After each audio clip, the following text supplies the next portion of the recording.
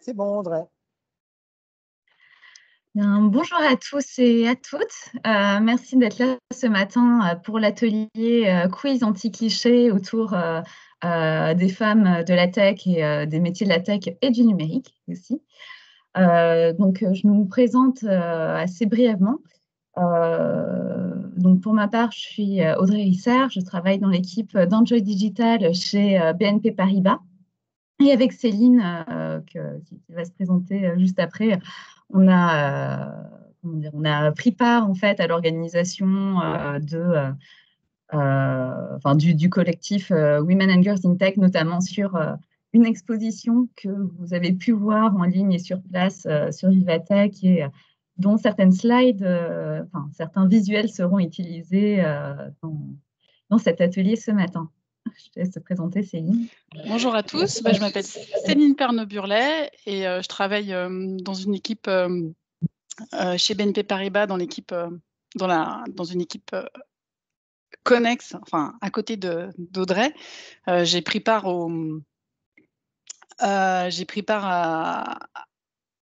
à l'exposition Women and Girls in Tech parce que j'ai sketch-noté plusieurs visuels et plusieurs portraits de femmes inspirantes que vous allez pouvoir voir pendant cette conférence. Et je suis moi-même une Woman in Tech puisque j'ai fait des études d'ingénieur informatique. Et puis, je me suis réorientée, j'ai rebondi plusieurs fois pendant ma carrière et maintenant, je suis facilitatrice graphique chez BNP Paribas.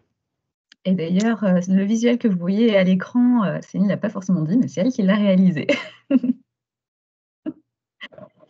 Donc effectivement, pour ceux qui n'auraient pas forcément suivi les conférences et interventions qui ont précédé, assez brièvement, l'initiative Women and Girls in Tech, c'est né d'un constat comme quoi l'intergénérationnel, c'était une démarche qui fonctionnait pour inspirer des femmes de plusieurs générations, que ce soit des femmes déjà en poste, des jeunes filles encore en études, à rejoindre, à changer en fait, à rejoindre les rangs de la tech et du numérique. Et ce constat, il est parti du blog de Sandrine Delage, dont vous avez peut-être déjà entendu parler, qui a créé un blog, du coup, avec sa fille Noémie, qui s'appelle Mère et fille 2.0, où elle parle de tout ce qui est rapport au numérique, à la tech, et comment, entre mère et fille, en fait, on peut découvrir différents aspects de la tech et du numérique. À partir de 2019, entre BNP Paribas, Simplon et l'association Digital Ladies Analyze, on a organisé des événements Women and Girls in Tech justement pour parler de la tech, du numérique et comme quoi, oui, c'est aussi accessible aux femmes et aux jeunes filles et au contraire, elles sont plus que bienvenues dans ces secteurs.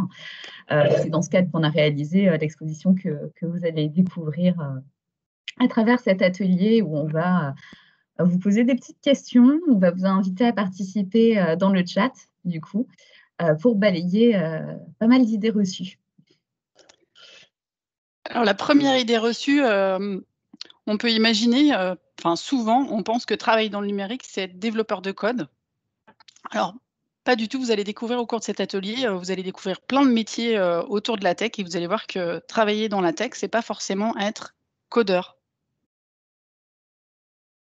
La deuxième idée reçue, c'est que le numérique, c'est que pour les bons en mathématiques qui auraient fait Polytechnique ou des écoles d'ingénieurs ou autres. Pas forcément. Là, je vais parler d'un exemple très personnel. Pour ma part, je suis chargée de communication digitale. Donc, techniquement, je travaille dans le numérique et j'ai un profil extrêmement littéraire. Enfin, voilà, j'ai un bac L, tout ça. Bon, je ne suis pas non plus une nouille en mathématiques, mais je suis littéraire avant tout et je travaille dans le numérique. Comme quoi c'est possible. La troisième idée reçue, c'est qu'il faut un bac+5 pour accéder au métier du numérique. Alors, pas forcément. Alors, bien sûr, vous pouvez devenir ingénieur et ça peut être recommandé pour certains métiers du type data scientist, ingénieur en réalité virtuelle. Mais les métiers du numérique, c'est une grande diversité de métiers et il y a plusieurs métiers pour lesquels on n'a pas forcément besoin d'un bac+5. Et enfin, la dernière idée reçue qu'on va bien déconstruire, j'espère, avec cet atelier et qu'on a déjà pas mal déconstruite tout au long de cette semaine, Women and Girls in Tech, c'est que les métiers du numérique sont réservés aux hommes. Donc, si vous pensez encore ça, c'est mal, mais on va quand même bien continuer de déconstruire ce cliché aujourd'hui. Après, bon, effectivement, le cliché de l'homme dans la tech et le numérique, ça vient un peu de l'image du geek que vous voyez à l'écran. C'est un biais qui est complètement culturel. Alors, le geek, d'où il vient? Le geek, c'est une image, en fait, de la culture populaire qui a émergé à partir des années 80 quand l'ordinateur personnel est arrivé dans les foyers et où, dans le marketing, en fait, on vendait l'ordinateur et les jeux vidéo à des hommes. En fait, on voit des affiches de pub avec un homme et son fils derrière un ordinateur. Avec des lunettes. Et des lunettes. Enfin, voilà. Je pense que tout le monde a l'image cliché du geek en tête. Tant et si bien que quand voilà, la console portable la plus populaire au monde est sortie à la fin des années 80, ils l'ont appelée Game Boy. Enfin, voilà, plus excluant, on ne fait pas. Et ce qui est une aberration quand on sait que voilà, dans les années 50-60, les personnes qui faisaient du code, en fait, du développement informatique, c'était majoritairement des femmes. Donc voilà, qu'est-ce qui s'est passé depuis? Il y a eu ce changement culturel et voilà, c'est pas inné en fait qu'un homme est bon en tech et une femme, et que c'est pas fait pour les femmes. Voilà, c'est une construction et qu'on va chercher à déconstruire, justement. Et alors, pour que ce soit un petit peu plus interactif et ludique, on propose un petit quiz pour balayer les stéréotypes et comprendre pourquoi c'est important d'avoir des femmes dans la tech. Alors, ce qu'on vous propose, c'est de répondre dans le chat à ce quiz, puisque l'atelier se déroule en distanciel. Donc, on va commencer avec la première question. À votre avis, quel pourcentage de femmes travaillent dans les métiers du numérique aujourd'hui? Réponse A, 2%, réponse B, 15%, réponse C, 33%.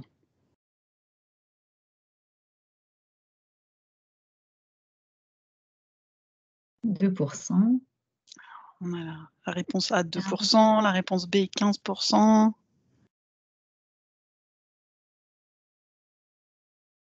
15%.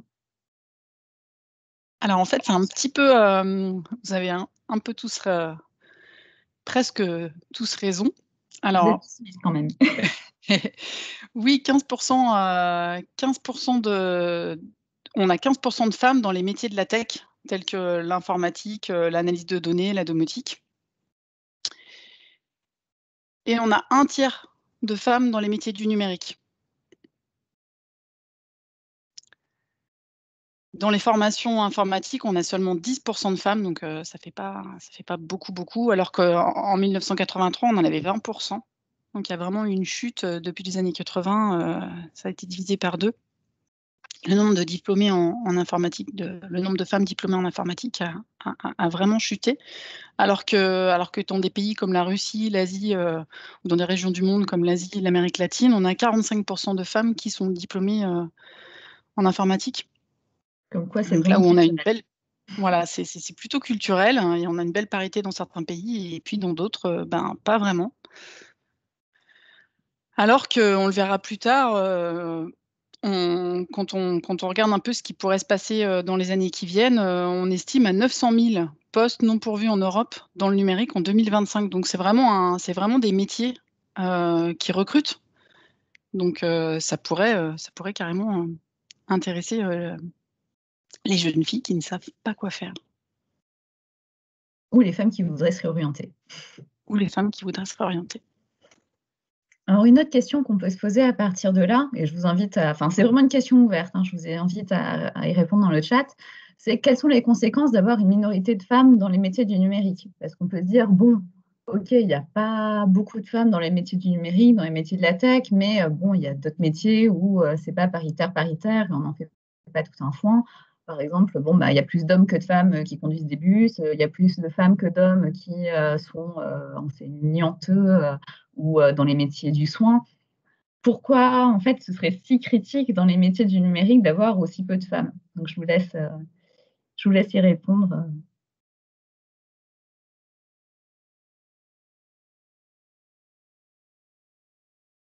Ah, vous séchez. C'est pas évident, c'est une question ouverte. Ouais, Des erreurs de conception, oui. Manque de créativité, oui.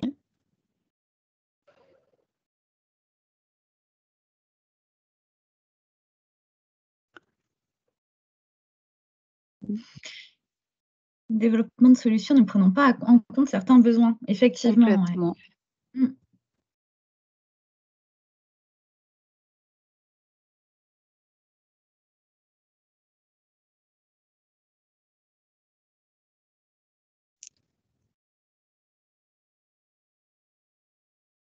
Alors là, en fait, je viens de passer au slide de réponse.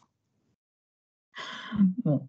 Si vous avez d'autres réponses de votre côté, n'hésitez pas à les repartager, même pendant qu'on est en train de parler. Donc effectivement, vous avez tous raison avec vos réponses. La question centrale, en fait, c'est la diversité. Parce que forcément, en fait, quand on a un manque de diversité à l'origine des solutions tech et numériques que finalement on utilise tous les jours, parce qu'aujourd'hui, la tech et le numérique, ça fait pleinement partie de notre quotidien. Enfin voilà, là, on est en train de faire cet atelier en ligne. On travaille, surtout avec l'année qu'on vient de passer, on travaille beaucoup en ligne. On communique grâce à des outils numériques. On se soigne aussi grâce à des outils tech et numériques. Même au niveau de la sécurité, au niveau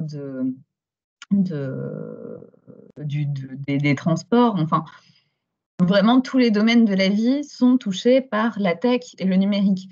Et du coup, forcément, s'il y a des erreurs au moment de la conception, s'il y a un manque de diversité au moment de la conception de ces outils-là, ça aura des répercussions sur les utilisateurs et les utilisatrices. Après, bon, voilà, on parle de la parité, mais ce n'est pas que la parité, c'est la diversité au sens large.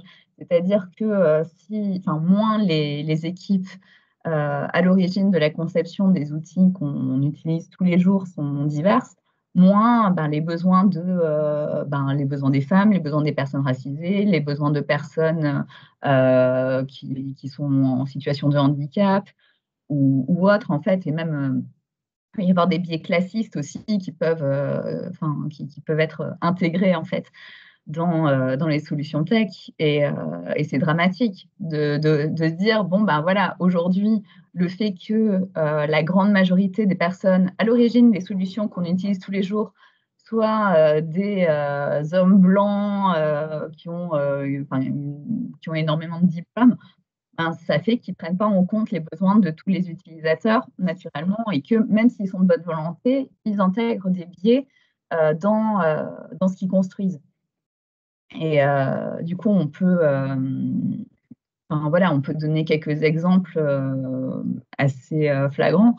Au niveau de la santé, assez récemment, je crois que c'est le MIT qui a révélé qu'à l'hôpital de Boston, 64 patients se sont vus récemment refuser une greffe de rein à cause d'une erreur d'algorithme, en fait, tout simplement parce qu'ils étaient noirs. Voilà. Et parce que l'algorithme, en fait, qui était utilisé pour assister la prise de décision sur quel patient avait besoin d'une greffe de rein ou non, avait une erreur qui était intégrée et voilà. Et une erreur qui a quand même impacté assez gravement la vie et l'état de santé de plus d'une cinquantaine de patients, ce qui est énorme. Un autre exemple qu'on peut, dans un domaine complètement différent qu'on peut citer, c'est par rapport aux applications de rencontres. J'imagine que vous connaissez tous et toutes l'application Tinder. Il a été révélé il y a quelques années que l'application appliquait une note aux utilisateurs et utilisatrices et que, par exemple, le fait d'avoir beaucoup de diplômes faisait monter la note des hommes mais faisait baisser la note des femmes, ce qui entretient en fait une inégalité au sein des rencontres amoureuses ou autres. Et voilà, et qui entretient quelque part des inégalités au sein du couple qui sont déjà préexistantes.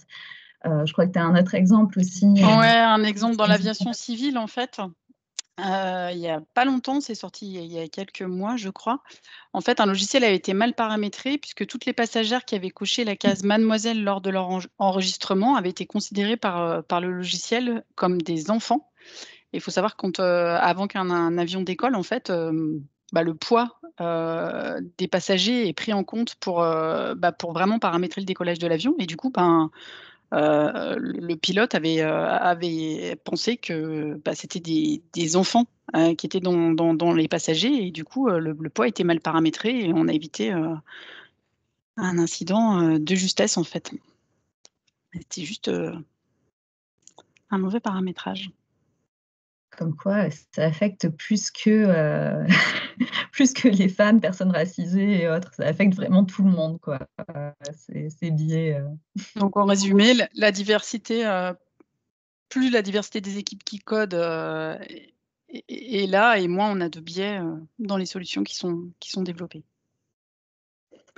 Alors une autre question, savez-vous qui a inventé le tout premier algorithme au monde? Réponse A, Steve Jobs.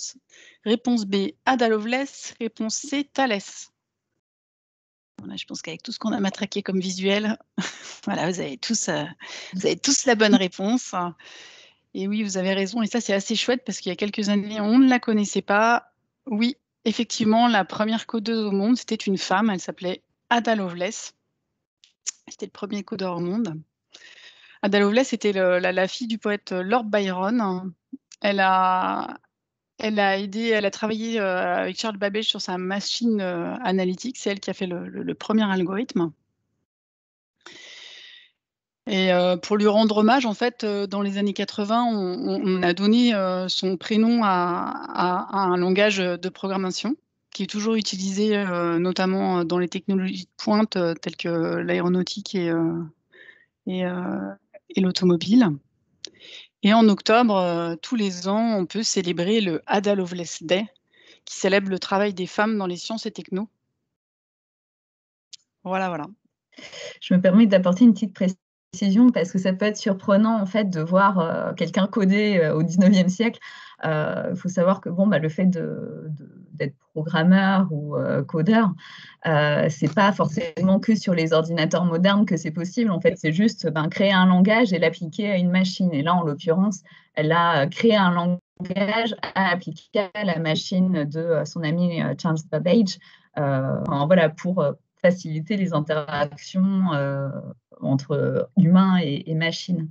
Donc, comme quoi l'informatique, c'est pas forcément derrière des écrans avec un clavier tel qu'on le connaît aujourd'hui, en fait. Et le code, ça s'apprend pas toujours derrière un ordinateur. D'ailleurs, il y a des super ateliers qui sont organisés par Coloris pour les enfants de 3 à 7 ans qui n'utilisent pas des ordinateurs.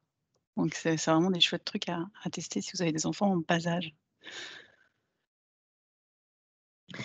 Une autre question, c'est, d'après vous, qui est à l'origine des inventions suivantes? Le Wi-Fi, la géolocalisation ou encore le Bluetooth? Est-ce que c'est un ou une chimiste, un ou une ingénieure ou un ou une acteur ou actrice? C'est bizarre dit comme ça. Mais...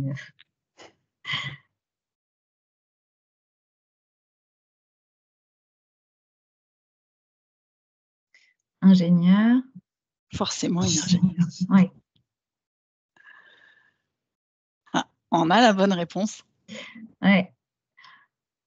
Et en même temps, il y a 2 réponses, en fait. C'est vrai, en fait, vous avez tous raison. Vous avez tous raison. À vrai dire, elle est plus connue pour son métier d'actrice. Effectivement, c'est Hedy Lamarr qui est une des figures majeures de la grande période d'Hollywood, qui a même été surnommée la plus belle femme du cinéma à l'époque. Enfin, elle avait fait scandale dans le film Extase parce qu'elle avait joué nue. Enfin voilà, vraiment la femme sulfureuse, glamour au possible. Enfin voilà, l'incarnation d'Hollywood. Et c'est grâce à cette personne qu'on peut, ne serait-ce qu'utiliser les téléphones portables, parce que non contente d'être très belle et talentueuse comme actrice, Hedy Lamarr s'ennuie un petit peu dans ce métier d'actrice. Au moment de la Deuxième Guerre mondiale, elle a inventé avec un de ses amis une solution qui permettait de tromper l'ennemi lors de l'envoi de torpilles téléguidées. Et en fait, cette invention, on s'en est servi beaucoup plus tard, au moment de l'invention du Wi-Fi, de la géolocalisation, des téléphones portables, du Bluetooth. Et comme quoi, en fait, sans cette personne-là, qui est très très loin des clichés qu'on peut avoir sur les ingénieurs tech, tout ça, voilà, qui était avant tout une actrice, mais aussi une inventrice et de fait une ingénieure, on ne pourrait pas avoir les technologies qu'on utilise aujourd'hui. Hedy Lamarr a changé la face du monde. Je pense qu'on peut le dire sans souci. Alors, une autre question, qu'est-ce que le COBOL? Alors, réponse A, le premier langage de programmation basé sur l'anglais. Réponse B, l'un des premiers jeux vidéo créés dans les années 80. Ouais, vous vous rappelez le COBOL?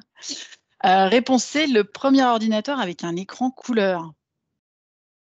Là, on a des super forts, des super forts ce matin. Vous avez tous trouvé la réponse. Alors, on a une réponse sympa, sinon. C'est la tribu du désert dans Star Wars. On n'est pas tout jeune. Alors oui, vous avez raison. C'était la Grace Hopper a eu l'idée du premier langage informatique basé sur l'anglais pour simplifier. Je me mélange les pinceaux. Pour simplifier la programmation, et c'était la mère du COBOL. C'était le premier langage informatique qui était basé sur un langage naturel, parce qu'avant, on codait. Le coder était assez compliqué, c'était avec des 0 et des 1 ou de l'assembleur, et c'était pas facile. C'est vrai que de coder avec des vrais mots du langage naturel, ça permet de simplifier énormément. Et alors Grace Hopper, c'était une femme, hein, donc une woman in tech. Elle était professeure des universités en mathématiques. Elle s'est engagée dans la marine américaine pendant la Seconde Guerre mondiale. Elle a participé à la construction du premier ordinateur commercial qui s'appelait l'Univac. Et puis, elle était tellement emblématique qu'elle a été rappelée par la Navy une fois qu'elle était déjà à la retraite. Elle y a travaillé jusqu'à ses 80 ans. Et en 2016, Barack Obama lui a remis la médaille présidentielle de la liberté à titre posthume. Alors moi, j'aime particulièrement Grace Hopper parce qu'elle prônait oser et faire. Et puis, vous demanderez la permission, vous demanderez pardon après si ça ne réagit pas. Et ça, c'est quelque chose quand vous êtes entrepreneur, quand vous êtes intrapreneur, c'est quelque chose qui est super important à garder en tête. Oser faire les choses. Et puis après, si jamais ça ne marche pas, vous demanderez pardon. Et puis si ça marche, on vous dira merci. Et puis souvent, on fait une reconversion dans la tech. Puis souvent, on parle de Grace Hopper parce qu'on pense que c'est elle qui est à l'origine de la légende du bug, le bug informatique que vous connaissez sûrement. Alors, c'est pas tout à fait elle qui a découvert le bug, hein. C'était dans ses équipes, en fait, il y a une mythe qui s'est coincée dans un ordinateur et ça a provoqué une panne du calculateur. Et voilà, et c'est comme ça que le terme bug informatique est arrivé dans le langage courant. Et elle en parle en fait dans son carnet, dans ses prises de notes. Une autre question, pareil, question un peu ouverte, je vous invite à répondre dans le chat. D'après Pôle emploi et LinkedIn, quels sont les métiers tech parmi les plus recherchés par les employeurs aujourd'hui?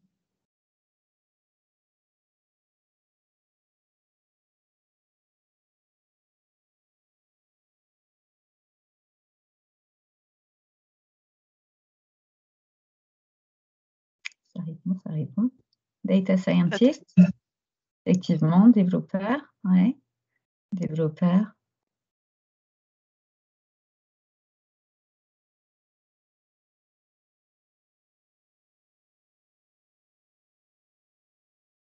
Data analyst.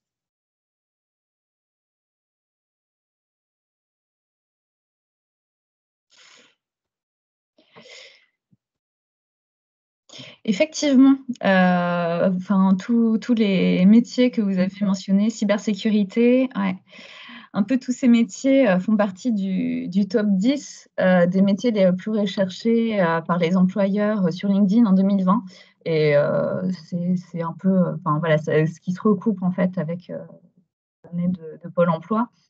Dans le top 10, vraiment tout secteur confondu, on a effectivement data scientist, on a spécialiste en cybersécurité, on a développeur, développeuse, on a ingénieur DevOps, ingénieur data, community manager, ingénieur en intelligence artificielle ou encore délégué à la protection des données.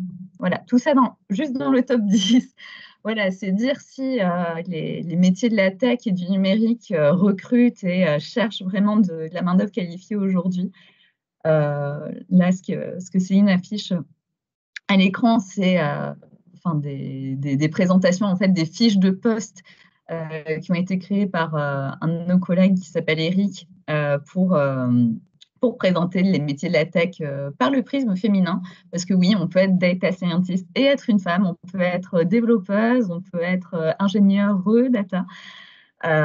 Et l'idée, en fait, c'est de vulgariser ces métiers qui sont extrêmement recherchés aujourd'hui en les démystifiant, parce que data scientist, on se dit, oulala, la data, on ne sait pas forcément ce que c'est. Scientist, ça implique, voilà, c'est quelque chose de très intimidant. Et là, en fait, on se rend compte, la data scientist, c'est quelqu'un qui qui cherche à comprendre une problématique auprès de son client, du métier pour lequel elle travaille. Oui, voilà, merci. Et qui, à partir de ça, cherche à réaliser une modélisation statistique pour répondre à ce problème et à réunir des données aussi pertinentes que possible. Donc, il y a pas mal d'itérations. Elle va pas mal essayer, en fait, avec différents jeux de données, en altérant aussi sa modélisation, pour restituer des résultats à partir de l'analyse des données en question pour répondre à la problématique du client. Donc, ça nécessite à la fois des connaissances assez poussées, effectivement, en statistique et en informatique, mais il y a aussi un aspect relationnel et business, en fait, dans les échanges avec le client et le commanditaire. Voilà, c'est le terme que je cherchais tout à l'heure, avec le commanditaire au préalable, en fait. C'est pas que un métier où on sera derrière son ordinateur à faire des lignes de code toute la journée. Non, pas du tout. Il y a quand même beaucoup d'échanges et d'allers-retours, en fait, entre différentes personnes avec le métier de data scientist. Alors ensuite, une des dernières questions du quiz, ça veut dire quoi être une WooGitech? Alors, WooGitech, c'est l'abréviation de Women and Girls in Tech.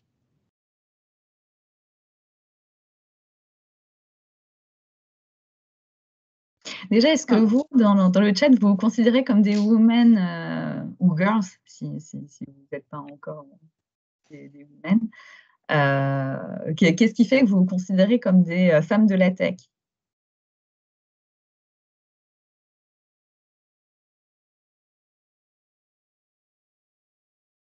Vous êtes timide? Je sais coder, ouais. J'ai un intérêt pour la tech, ouais.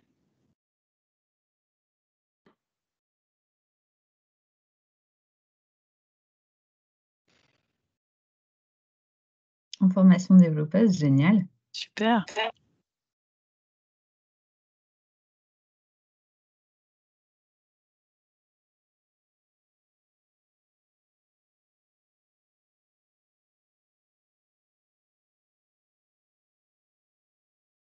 En reconversion pro, super.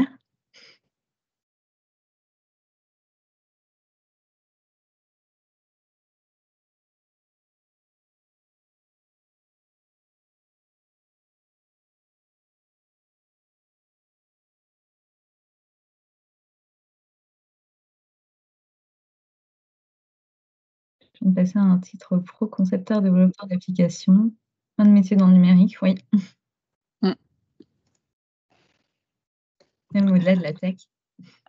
Oui, alors Sandrine Delage a fait une tentative de définition de qu'est-ce qu'une woman in tech, et elle a pris l'image qui est super à propos des poupées russes, avec la plus petite poupée qui serait la poupée informatique, la poupée qui contient tous les métiers informatiques de conception, par exemple de conception, développement logiciel, réseau. C'est vraiment les gens qui mettent les mains dans la tech pure et dure. Donc, dans ces métiers-là, on a la développeuse d'app. La développeuse d'app, qu'est-ce qu'elle fait eh ben, elle a un cahier des charges avec l'ensemble des besoins clients écrits dans ce cahier des charges. Et puis, en équipe, elle transforme ce cahier des charges en une app concrète. Elle code, elle conçoit et développe. Et ses compétences, des vraies compétences informatiques pures et dures, elle sait coder. Et elle est spécialiste, si elle développe des apps sur le mobile, elle est spécialiste du mobile.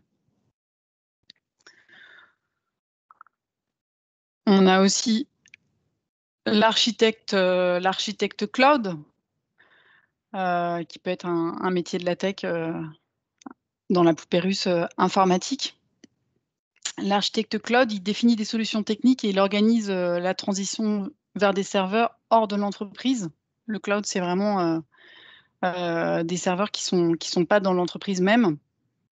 Donc, il y a toute une partie du métier qui consiste à analyser, puis concevoir, puis à analyser l'existant et comment il faut organiser le stockage des données, déterminer les besoins, et puis après de concevoir. Il y a une partie conception pour définir la configuration générale.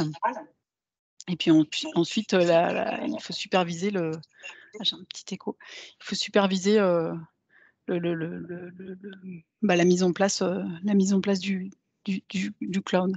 Donc ça demande des compétences, ça demande des compétences fonctionnelles, des compétences techniques, des compétences en sécurité, des compétences juridiques aussi, avec toutes les questions de vie privée, de stockage des données, est-ce qu'on a le droit, pas le droit, RGPD, etc.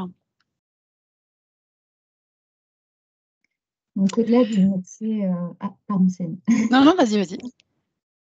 Au-delà des métiers informatiques stricto sensu, il y a une poupée russe qui est un peu plus grande et qui englobe effectivement les métiers de l'informatique, mais pas que, où en fait on a les métiers de la tech. Alors on peut effectivement, tous les métiers de l'informatique sont des métiers de la tech, mais au-delà de ça, il y a des métiers comme data scientist dont on a parlé tout à l'heure, ou des métiers qui concernent l'analyse de données de manière générale, des métiers aussi comme modeleuse 3D, qui sont tech, mais ne nécessitent pas d'entrer vraiment dans les outils, d'utiliser ou de travailler avec les outils informatiques de façon rapprochée. Donc, effectivement, là, on voit la data scientist qui fait des modélisations statistiques, récolte des données, mais elle ne fera pas, par exemple, des lignes de code, elle n'entrera pas dans le back-end, si je puis dire, des solutions tech qu'elle utilise. On a aussi la chef de projet web qui fait un métier de la tech, mais pas informatique. Ça peut être surprenant parce qu'on se dit, un chef de projet web, oui.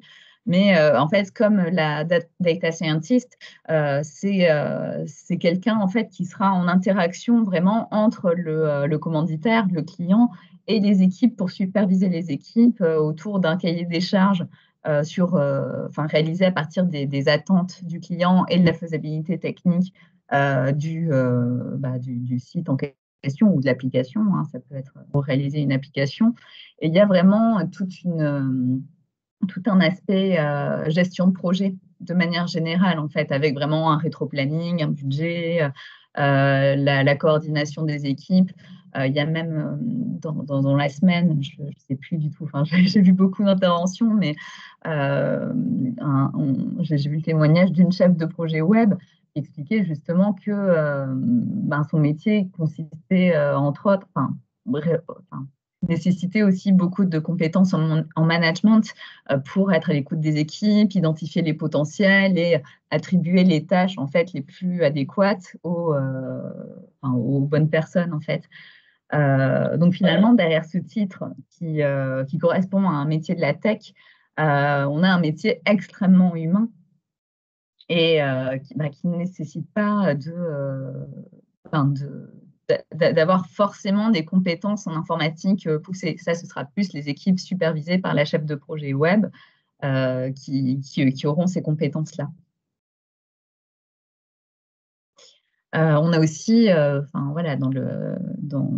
parmi les métiers de la tech, l'ingénieur réalité virtuelle, où cet ingénieur conceptualisera une création d'univers 3D à partir des demandes des clients.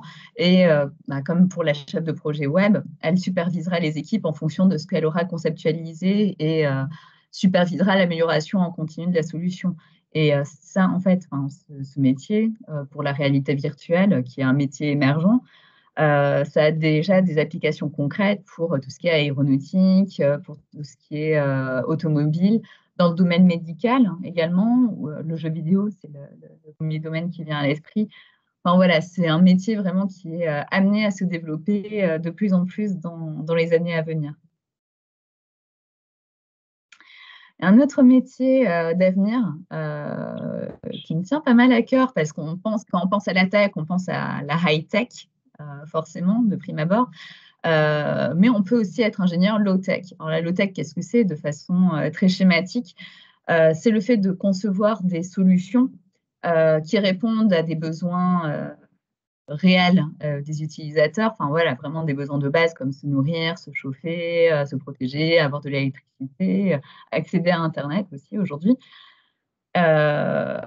Mais en fait, de concevoir ces solutions avec des ressources très accessibles et durables, et pour faire des solutions qui soient pérennes et non polluantes idéalement. Enfin voilà, l'idée c'est que ce soit aussi accessible que possible, aussi durable que possible, qu'il y ait le moins de complexité et de coûts possible. Alors là, le métier d'ingénieur low-tech, a priori, il n'existe pas vraiment aujourd'hui. C'est un métier qu'on a imaginé à partir de la démarche du Low-Tech Lab, où c'est des personnes en fait, qui identifient des solutions techniques en fait, qui répondent aux critères low-tech à travers le monde et qui les retransmettent avec un wiki et des tutoriels. Mais on peut imaginer que dans un avenir relativement proche, il y ait des ingénieurs en fait, qui se spécialisent dans les low-tech pour imaginer des solutions qui soient durables, robustes, réparables, recyclables et accessibles à tous et à toutes. Un exemple dont on peut parler qui est bien réel, c'est par exemple le Fairphone. Le Fairphone, c'est un smartphone qu'on peut, qui est le plus ouvert possible pour ne pas avoir à changer de smartphone tous les 3 ans parce qu'il devient obsolète, et on peut changer tous les composants. Je crois que quand on est un petit peu bidouilleur et geek, on peut changer les composants du smartphone plutôt que de changer l'intégralité du smartphone chaque fois qu'on a un problème. Un autre métier aussi qu'on connaît assez bien chez BNP Paribas, parce que certains de nos collègues, dont Eric, qui a réalisé la plupart des sketch-notes, fait partie, c'est le Creative Technologist. Alors, le ou la Creative Technologist, c'est quelqu'un qui fait de la veille, en fait, principalement sur toutes les dernières solutions technologiques, et qui les teste pour savoir en fait lesquelles peuvent être utiles aux besoins de l'entreprise ou de l'association, enfin voilà, de la structure pour laquelle il ou elle travaille. Et du coup, ça nécessite d'avoir une bonne connaissance de l'entreprise et de ses besoins d'une part, et d'autre part, de bonnes connaissances en tech et du milieu de la tech de manière générale, pour savoir quelles sont les solutions émergentes en fait qui existent, et pour avoir la capacité de prototyper, de créer en fait à partir de ces solutions de ces solutions-là. Et enfin, parmi les métiers tech qui ne sont pas nécessairement informatiques, c'est un métier existant qui peut sembler un peu fantaisiste, mais qui répond à des besoins réels, notamment dans tout ce qui est aviation civile, militaire ou autre. C'est la pilote de drone. Qui nécessite de savoir comment fonctionne un drone, d'avoir des connaissances météorologiques, un peu comme un pilote en fait, ou une pilote de manière générale. Ça nécessite de préparer un plan de vol, de préparer le matériel et ensuite de maîtriser le drone, donc d'avoir la connaissance des outils pour ce faire. Et ensuite d'assurer les prises de vue si c'est un drone qui est destiné à prendre des images de certains terrains ou autres. Donc voilà, encore un autre métier qui est tech sans être forcément informatique. Et puis alors la dernière poupée russe qui englobe la poupée russe tech, qui elle-même englobe la poupée russe informatique, c'est la poupée russe des métiers du numérique au sens large. Donc ça va être, donc là pour le coup ça va vraiment être des métiers qui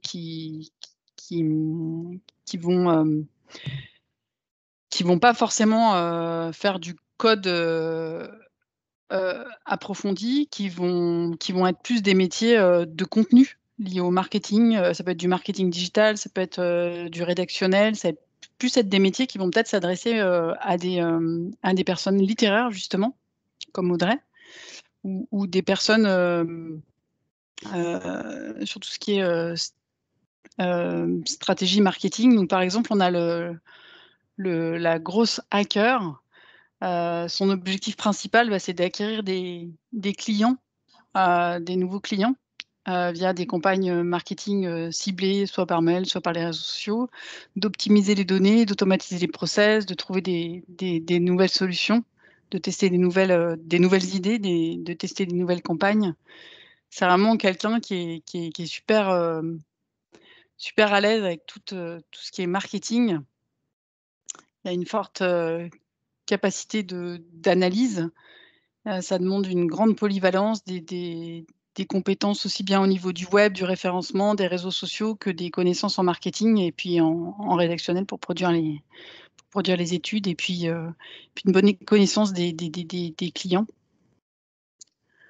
On a aussi le métier du web designer, mais le web designer, il sait comment fonctionne un site. Il a un intérêt pour la tech, mais il a aussi toute une compétence créative et artistique. Enfin, souvent, c'est un graphiste, un ou une graphiste. Donc, ça demande vraiment des compétences aussi bien au niveau de la tech qu'au niveau du visuel.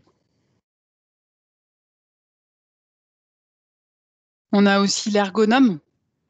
L'ergonome, c'est la personne qui va analyser les comportements des utilisateurs, qui va établir un carnet des charges pour une application, pour essayer de faire qu'elle soit la plus facile à appréhender pour un maximum d'utilisateurs. Donc, elle va mettre en place une ergonomie, la tester, l'affiner, et vraiment faire que ce soit facile pour l'utilisateur de se servir, de naviguer dans une application ou dans une interface. Donc ça demande des connaissances web, informatiques, ça demande une bonne capacité d'analyse et puis une vraie écoute et une vraie empathie pour les utilisateurs. Donc ça demande des qualités relationnelles et humaines très, très développées. Alors là, on vous a présenté on vous a présenté un peu un panorama avec quelques métiers de la tech. Il y en a plein, hein. C'est vraiment des extraits. Enfin, on vous en a présenté plusieurs, mais c'est pas l'ensemble de tous les métiers de la tech. Il y en a encore bien d'autres.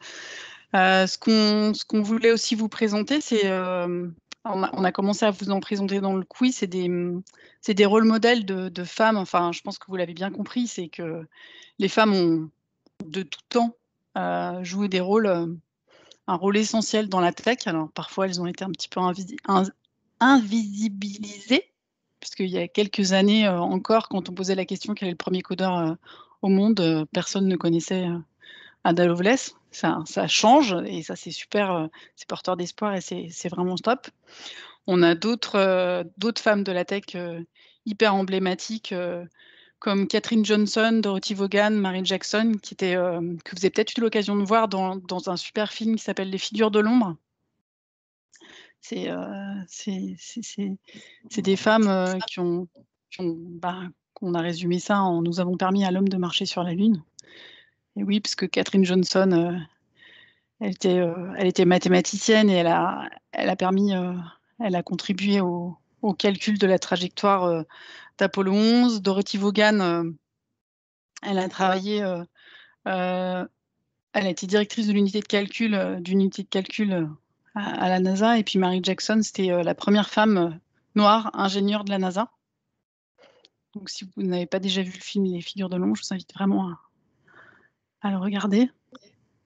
Elles ont des parcours d'autant plus exceptionnels qu'à l'époque où elles travaillaient pour la NASA, il y avait encore la ségrégation raciale aux États-Unis. Et enfin voilà, et c'est pour Katherine Johnson notamment, la personne en fait qui était chargée des calculs pour la trajectoire d'Apollo 11 a insisté pour que ce soit Catherine, qui était un homme blanc, insisté pour que ce soit Catherine qui vérifie les calculs avant d'envoyer la fusée dans l'espace, ce qui est quand même assez énorme pour l'époque, quoi. Alors, un autre rôle modèle qui est très actuel aujourd'hui, qu'on peut citer, c'est Fatoumata Kébé, qui est une autre femme de l'espace. Fatoumata Kébé, qui s'est spécialisée en fait dans le nettoyage de débris spatiaux, c'est-à-dire à chaque fois qu'on lance un satellite, une fusée ou autre, il y a plein de débris en fait qui finissent en orbite dans l'espace. Ça peut être vraiment hyper anecdotique, parfois. Voilà, c'est des bouts de fusée ou de satellite, mais ça peut être aussi des objets d'astronautes, quoi. Des brosses à dents ou autres qui se perdent dans l'espace. Et ce qui représente un réel problème aujourd'hui, sachant que d'après la NASA, si rien n'est fait, d'ici 2025, tout engin envoyé dans l'espace croisera un débris et risquera d'être détérioré de ce fait. Fatoumata, c'est quelqu'un qui a un parcours assez exceptionnel et d'origine nigériane, il me semble. Je ne veux pas dire de bêtises. Au Mali, malienne. Elle est d'origine malienne, d'où son engagement au Mali.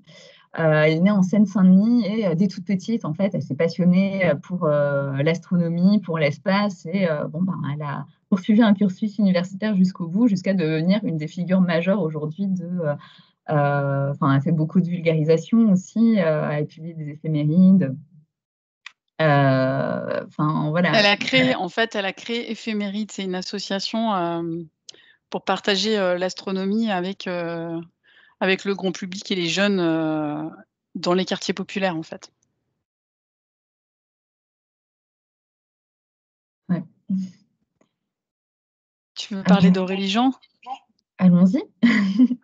Donc, une autre grande figure que vous connaissez sûrement de femmes de la tech et du numérique en France aujourd'hui, c'est Aurélie Jean, qui est vraiment ce qu'on appelle une slasheuse parce qu'elle est à la fois scientifique, conseillère, enseignante.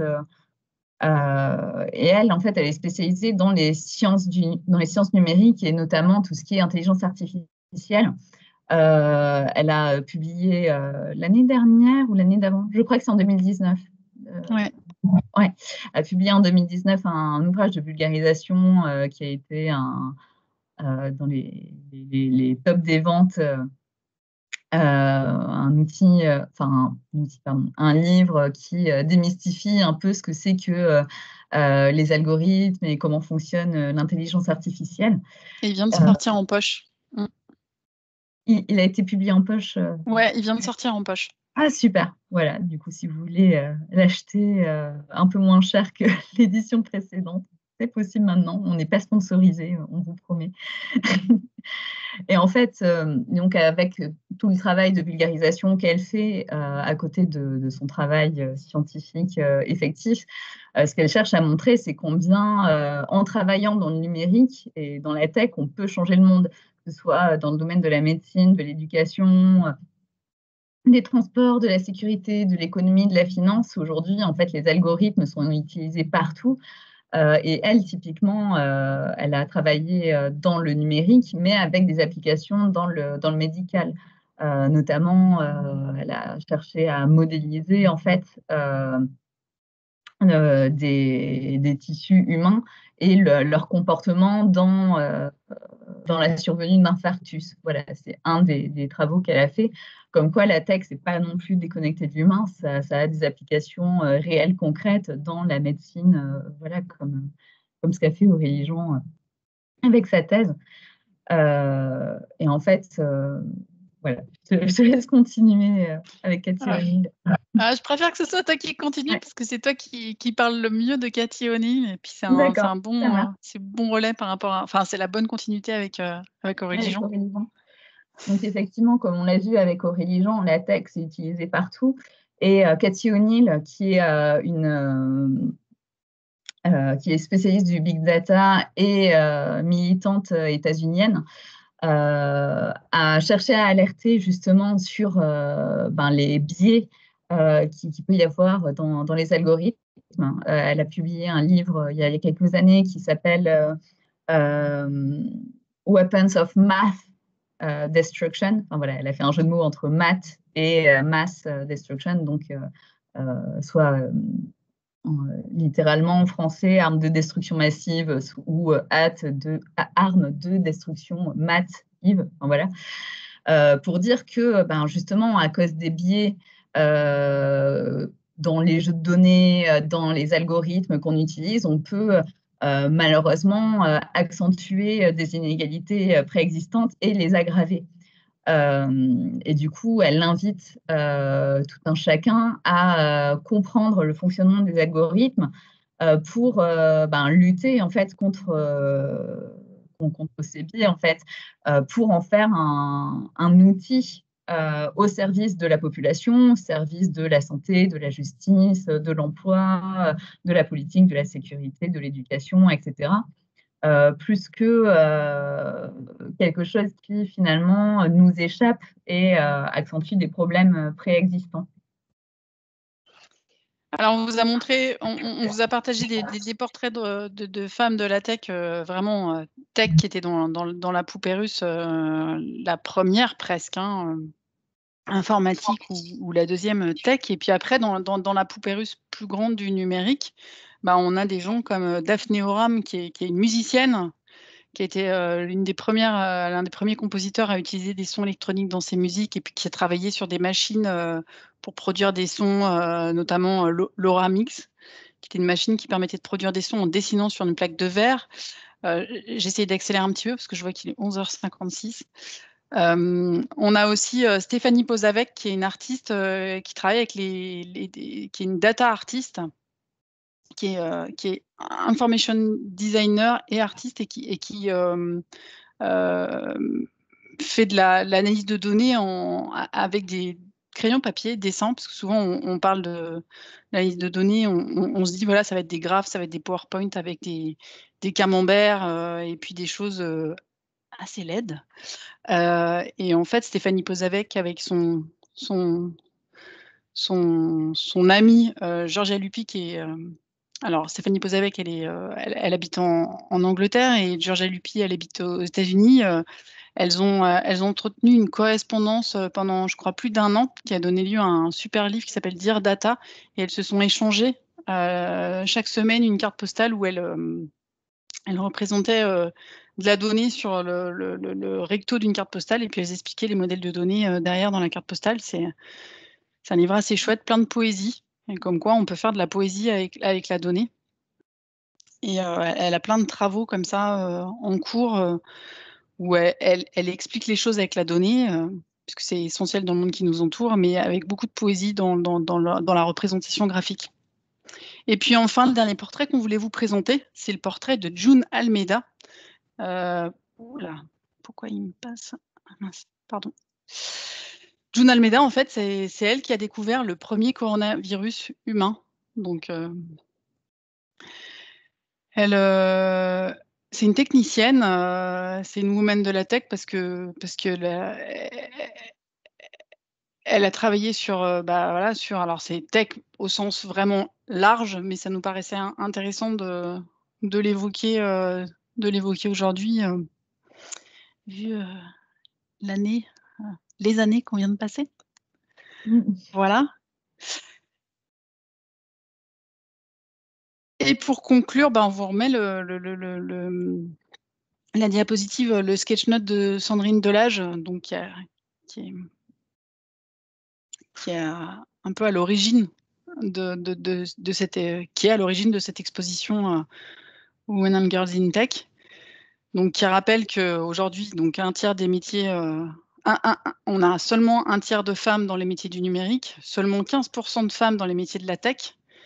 Donc dans les métiers du numérique, c'est la poupée russe globale, les métiers de la tech, c'est la poupée russe moyenne. Et garder en tête en fait que c'est les métiers du numérique, les métiers de la tech, c'est vraiment un domaine qui recrute.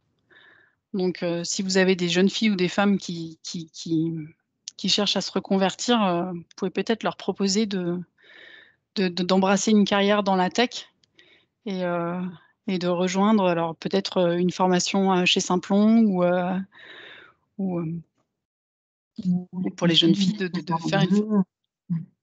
Pardon, je t'ai coupé la parole. Je disais, ou la piscine de l'école 42. Voilà, ou une formation initiale dans la tech. Ce qu'il faut souligner aussi, c'est que, enfin voilà, comme on l'a vu plus tôt dans cet atelier, les effectifs de femmes dans la tech et le numérique sont malheureusement en baisse. Et en parallèle de ce phénomène, on voit une pénurie croissante de profils qualifiés dans la tech et le numérique, et avec le risque de se retrouver en 2025, enfin, c'est demain, avec près d'1 million de postes non pourvus en Europe dans le numérique.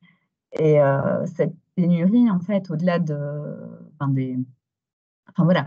au-delà des risques liés au manque de diversité dans la tech, ça peut avoir des conséquences économiques assez énormes. Je crois que pour la France, le manque économique à gagner lié à ces postes non pourvus correspond à 6% du PIB. Enfin, voilà, ça se compte en milliards d'euros. C'est assez énorme. Et du coup, ça a des répercussions sur toute l'économie européenne avec son fonctionnement actuel. Et du coup, quelque part, en fait, inciter davantage de femmes et de jeunes filles à rejoindre des carrières dans la tech et le numérique, c'est quelque chose, tout le monde a y gagné finalement, que ce soit les femmes et les jeunes filles qui rejoignent, qui embrassent ces carrières. Il y a énormément de postes. En plus, c'est des postes qualifiés et qui sont assez rémunérateurs, plus que d'autres secteurs qui recrutent beaucoup en ce moment. Donc, c'est aussi quelque part jouer sur, assurer davantage d'indépendance financière des femmes, qui sont généralement et statistiquement, malheureusement, moins rémunérées que les hommes aujourd'hui. Et aussi au niveau de l'économie nationale et même supranationale, c'est intéressant parce que ça aidera à ce que le secteur de la tech et du numérique en France puisse continuer d'être compétitif face à d'autres régions du monde qui travaillent beaucoup sur des domaines comme l'intelligence artificielle, la cybersécurité ou autre. Donc, allez-y, il y a de la place, on vous attend. Et voilà. Et c'est fait pour vous et promis, c'est des jobs super intéressants à la clé. Peut-être qu'on a des questions. On peut peut-être passer quelques minutes pour répondre aux questions. S'il y a des questions, peut-être qu'on peut... N'hésitez pas à nous les poser sur le chat ou je ne sais pas comment ça se passe, ou à activer votre caméra ou la poser en vrai. On aura moins l'impression de parler à un écran.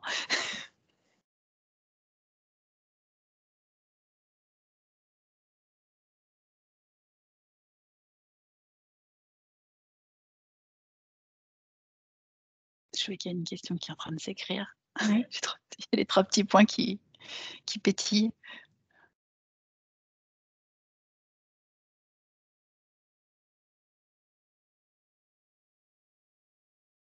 C'est pour dire pas de questions. Suspense pour ça.